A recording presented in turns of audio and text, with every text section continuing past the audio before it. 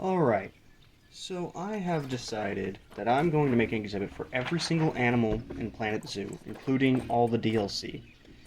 And I guess, obviously, starting, we're going to hit the aardvark at first.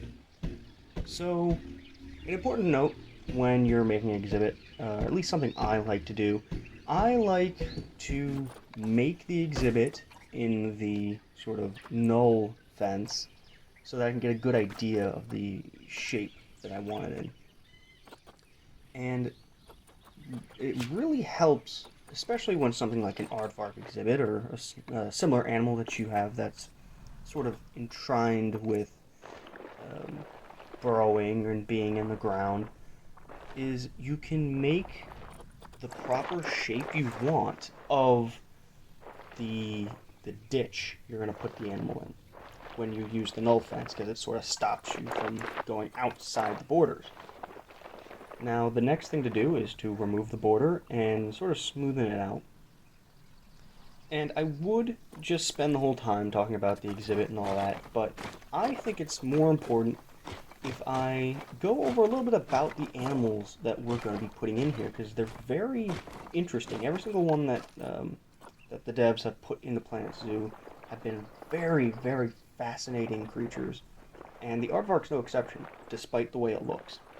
So, while I am going to explain to you the reasons I'm putting certain things on where they are, I'm also going to be telling you why the aardvark's an important animal, not only for your zoo, but for Africa and the ecological world that we know. So, uh, since right now I'm just doing the setup, let me tell you a little bit about them. So, the scientific name for the aardvark is the Oricitopus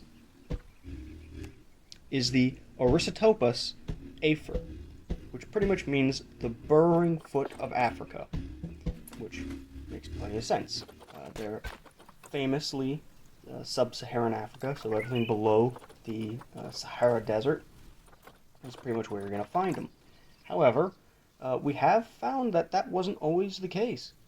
Lots of ecological digs have shown fossils of aardvarks all across the Middle East, Southern Europe. As a matter of fact, the first fossil of the aardvark was found on a Greek island just off the coast of Anatolia, aka Turkey. And ever since, they've really been shown that they've only been in sub-Saharan Africa relatively recently, or at least only in sub-Saharan Africa. Um, they are actually one of the more interesting creatures, seeing as how they don't have any living relatives. They're the last of their kind. The closest relatives are actually going to be elephants and shrews. Now, that's being very liberal with the term relatives. They're very, very distant, but they're the closest that they currently have. So, if we jump back to talking about the exhibit, a good way that I find to pretty much make your exhibits more appealing, especially when it's something with an elevation difference, is to put stone around the exterior. Pretty much taking a few different rocks of the prevalent biome and pretty much moving them, twisting them.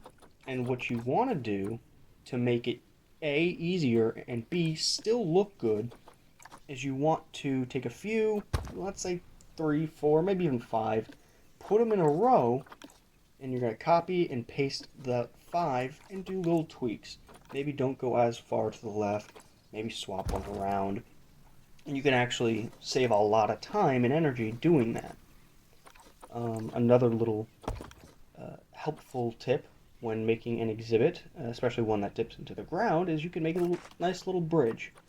Now, a lot of people are going to appreciate you adding that bridge because you'll have a better look at the animal without really getting too, what's the term, similar with every exhibit. You're going to be able to have a little difference. Instead of just walking around the side looking through a fence, now you can go over top and with a bridge, it gives the animals not only a place to be close, but still have an extra little place to hide from people. Because a lot of them, obviously, not very familiar with people. Aardvarks, especially. Aardvarks are very shy animals, and they really aren't seen too often. It also doesn't help that they're quiet animals. They don't make a lot of noise. They only really grunt and sort of huff when they're digging. They don't have any sort of vocal communication, no calls, no yelps, no howls. They just sort of are very quiet, very shy, keep themselves the best they can, even when it comes to each other. Males and females alike usually live on their own. The only exception is obviously when the female has young, and then she will keep her cub, which is what a baby aardvark is called, a cub. She'll keep her cub with her. They really only have one at a time, so it's not like it's a big party. And they'll usually stick around until they're about 2 years old. That's when they'll head out, live on their own. And that is only occasionally differed when it's, let's say, a female aardvark, which learns a bit of how to be a female aardvark with her mother for a little bit longer, but eventually they do split off, move on, and pretty much just continue that cycle. Now, if we jump over back to speaking about the bridge, to make it more aesthetically appealing, it's a good idea to put some stone underneath it, make it look nice and flush, make it look more like a cave than just a concrete slab with some wood tiling on top like we have here. Other notable things you could do is maybe add some foliage to the side. I don't really add too much foliage, at least not for this one. I feel like it looks better as just stone based on, you know, the exhibit that it's going to be. Now, a little bit more about our friend that's going to be inhabiting this area is aardvarks are really an interesting species when it comes to culture. Pretty much every single culture that in some way connects with the aardvark or lives within their territories sees them as something positive. A lot of cultures around the world, when it comes to animals, they might have some are positive, some are negative. A raven comes to mind. In Old Norse, it was a messenger of the king god, while in places like modern day America, they're seen as evil and a sign of death. Well, the aardvark doesn't have that issue. Pretty much every culture, while there are some differences, doesn't really have a negative viewpoint on them. I have a few names that I've found, different cultural groups, that have differing opinions. The Hausa of West Africa actually used to make charms that would supposedly allow them to pass through solid walls. The Logo of Central Africa, they would also have charms, but they were more good luck charms than something that could give you a physical ability. And the Dagomba of Ghana actually say that the aardvark can shapeshift, and that's quite an interesting one in my opinion. Now, staying on topic with actual facts about the aardvark, and still speaking about the exhibit that we're making here, the aardvark actually has multiple burrows. They have their main burrow, which I'm currently making. Just put a little hole in there, and the flattening tool actually won't go all the way up to the surface. You can sort of make these tunnels and burrows and caves. And so the main burrow that the aardvark would have, that's where everything's done. That's where the females would end up giving birth, all that sort of stuff. And the largest of these main burrows have actually been found with a length of 43 feet, which then that one would actually have multiple entrances. I think that one that they found had 4 in total, and then they would have smaller burrows that they would put in different locations across their territorial range to help them sort of have a hiding spot while they're out foraging. You know, it gets late and they go, you know what, I have this side burrow, we're going to go into that one instead of walking all the way to the main one, and might get caught off by, predators.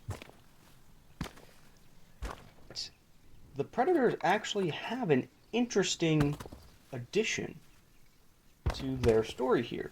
Obviously, they have to worry about getting eaten, but aardvarks are known to abandon their burrows. They'll make new ones every once in a while, a little change of scenery. Well, those abandoned burrows are used by bats, birds, and even larger animals like warthogs, wild dogs, and hyenas. So there's actually a very big importance that the aardvark has with the ecology of sub-Saharan the sub-Saharan African lands. Their old homes become homes for new animals. So if you, let's say you have an aardvark exhibit, either they die off due to old age or you decide, you know what, I don't want aardvarks anymore, you could probably, as long as certain things are met, could reuse that old exhibit, save a little money in the franchise mode, and use it for hyenas or wild dogs because that burrow would still be very fitting. Another important note when it comes to the exhibits is because aardvarks not only live in the grasslands and they do live in tropical areas, this sort of makeup can be done in both ways. You just change the plant life and stone life, and it would still be accurate for what you need. Now, on the topic of the idea of a tropical aardvark exhibit, it is also important to note that, believe it or not, aardvarks are very good swimmers. They've been seen crossing rivers and lakes to get to better areas or just to, venture out. So if you want a tropical environment, you don't have to worry about them, with deeper water. They'll be able to deal with that. Let's see. What other information can I find for the lovely people? The modern name that we know the aardvark as actually comes from Afrikaans, which is an African language with a lot of Dutch influence. And it is quite literally a direct translation to the word earth pig. They are not related to pigs in any way, but looking at them, you can see how where the confusion might come from. Now, as you can see here, I am adding in some termite mounds, some foraging sites.